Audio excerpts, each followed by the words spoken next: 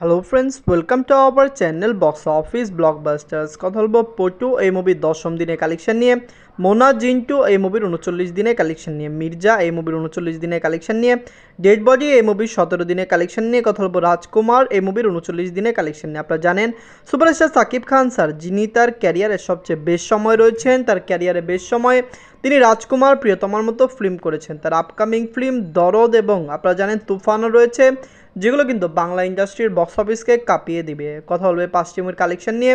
Video ভালো লাগে তো লাইক করবেন, এবং এখন যদি বক্স অফিস ব্লগ বা চ্যানেলটি সাবস্ক্রাইব না করে থাকেন, সবার আগে সকল মুভির লেটেস্ট আপডেট এবং বক্স অফিস কালেকশন জানার জন্য আমাদের চ্যানেলটি সাবস্ক্রাইব করে নেবেন। প্রথমত হলো পটু নিয়ে বাঁচলো 1 কোটি টাকা। লিড হলো ইভান সায়ের স্যার, 10ম দিন কমপ্লিট করে নিয়েছে। ইভান সায়ের স্যার অভিনীত পটু ফিল্মটি বক্স অফিস থেকে খুবই পজিটিভ কালেকশন করেছে। ফ্যামিলিয়ান্সের সাপোর্ট, ভালোবাসায় মুভিটি কিন্তু একটি ভালো কালেকশন এনে দিয়েছে। লং টাইম রানে মুভিটি বক্স অফিসে 1 কোটি টাকা প্লাস বিজনেস করতে পারে। আপনারা জানেন জাস মাল্টিমিডিয়া এই মুভিকে তৈরি করেছে। জাস মাল্টিমিডিয়া আপকামিংও কিছু ভালো ভালো ফিল্ম নিয়ে আসছে। আপনারা জানেন মাসুদ রানা সিরিজের সেকেন্ড কিস্তিও কিন্তু তারা নিয়ে আসছে। যাই হোক, পটু নিজেদের 10ম দিনে বাংলাদেশ থেকে আয় করেছে 3 লক্ষ টাকা। টোটাল এমএ কালেকশন হলো 43 লক্ষ টাকা। আপনারা যদি এখনও পটু না থাকেন, দেখবেন ইভান সায়ের স্যার খুবই ট্যালেন্টেড অ্যাক্টর, তার ভালো নামডাক রয়েছে, দর্শকরা তাকে ভালোবাসেন, তার ফিল্ম কিন্তু দর্শকদের মন ছুঁয়ে গেছে এবং পটু কিন্তু সর্বত্র ভালো কালেকশন করছে।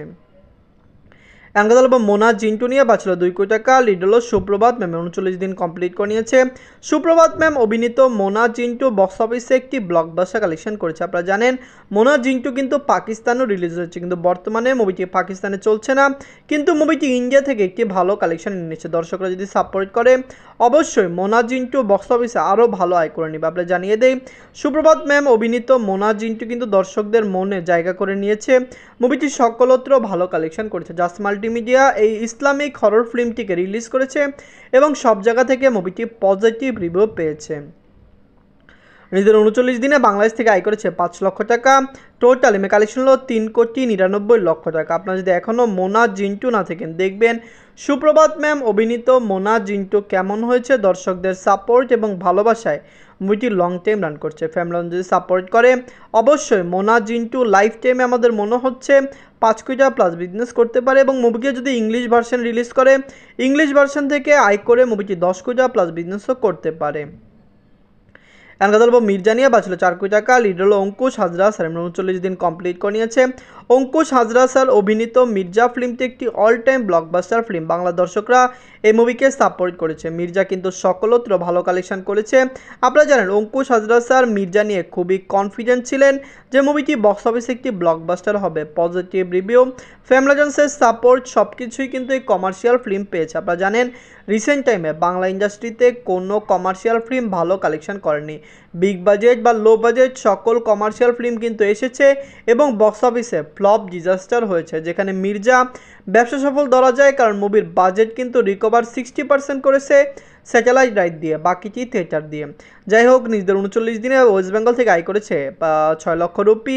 টোটাল এমএ কালেকশন হলো 4,89,00,000 রুপি। আপনারা যদি এখনও মির্জা না থাকেন, দেখবেন অঙ্কুশ হাজরা স্যার এই মুভি নিয়ে খুবই কাজ করেছেন। তিনি এই মুভিকে আপনারা জানেন সর্বত্র দিয়ে চেষ্টা করেছেন যে বক্স অফিসে একটি ব্লকবাস্টার করার, কারণ আপনারা জানেন স্যাটেলাইট বিক্রি করে 60% রিকভার করেছে, বাকি প্রিসেল দিয়ে মুভিটি কিন্তু টোটাল 80% রিকভার করেছে, যেখানে থিয়েটারিক্যাল ভ্যালু ভালো ছিল এবং থিয়েটারিক্যাল ভ্যালুকেও পার করে মুভিটি ব্যবসা সফল হতে সক্ষম হয়েছে। কথা বলবো ডেড বডি নিয়ে বাঁচলো 1,90,00,000 টাকা। লিড হলো জিয়াউল হক রসান স্যার, 17 দিন কমপ্লিট করে নিয়েছে।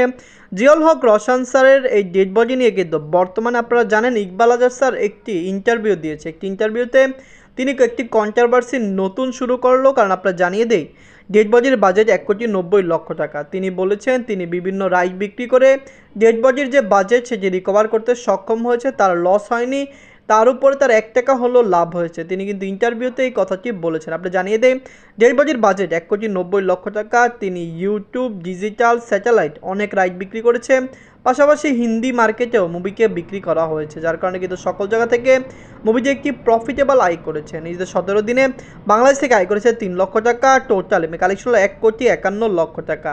আপনারা যদি এখনও ডেড বডি না থাকেন, দেখবেন জিয়াউল হক রসান স্যার, শ্যামল মেওলা স্যার এবং ওমর সানি স্যার এই মুভিতে কাজ করেছেন।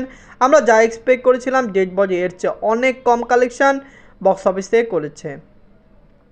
অ্যান্ড কথা বলবো রাজকুমার নিয়ে, বাঁচলো 10 কোটি টাকা। লিড হলো সুপারস্টার সাকিব খান স্যার, 39 দিন কমপ্লিট করে নিয়েছে।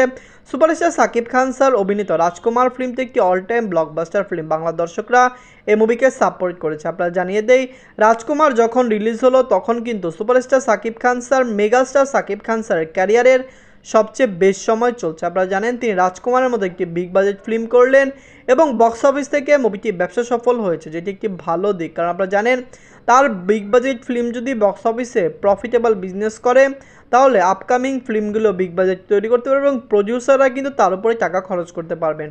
আপনারা জানেন ভালো ভালো সাফল্যর পরেই কিন্তু এখন বর্তমানে তিনি 10 কোটি বাজেটের ফিল্মটি করতে পারলেন। নিজের 39 দিনে বাংলাদেশ থেকে আয় করেছে 8 লক্ষ টাকা, ইউএসএ কানাডা মার্কেট থেকে আয় করেছে 3 লক্ষ টাকা, অস্ট্রেলিয়া মার্কেট থেকে আয় করেছে 3 লক্ষ টাকা, ইউনাইটেড আরব থেকে আয় করেছে 3 লক্ষ টাকা, ইউকে থেকে আয় করেছে 4 লক্ষ টাকা, ওয়ার্ল্ড মার্কেট থেকে আয় করেছে 21 লক্ষ টাকা। টোটাল এমএ কালেকশন হলো 32 কোটি 16 লক্ষ টাকা। আপনারা যদি এখনও রাজকুমার না থাকেন, দেখবেন সুপারস্টার সাকিব খান স্যারের রাজকুমার ফিল্মটি লং টাইম রান করবে এবং অবশ্যই মুভিটি বক্স অফিস থেকে একটি ভালো আয় করবে। ফ্যামিলিয়ান্সের সাপোর্ট ভালোবাসা যদি রাজকুমার পায়, আমরা আশা করছি মুভিটি বক্স অফিসে কমপক্ষে 40 কোটি প্লাস বিজনেস করবে। কারণ রাজকুমার এখনও মালয়েশিয়া, সিঙ্গাপুর, ইন্ডিয়া, অস্ট্রিয়া এবং ফ্রান্সে রিলিজ হওয়া বাকি রয়েছে। ধন্যবাদ।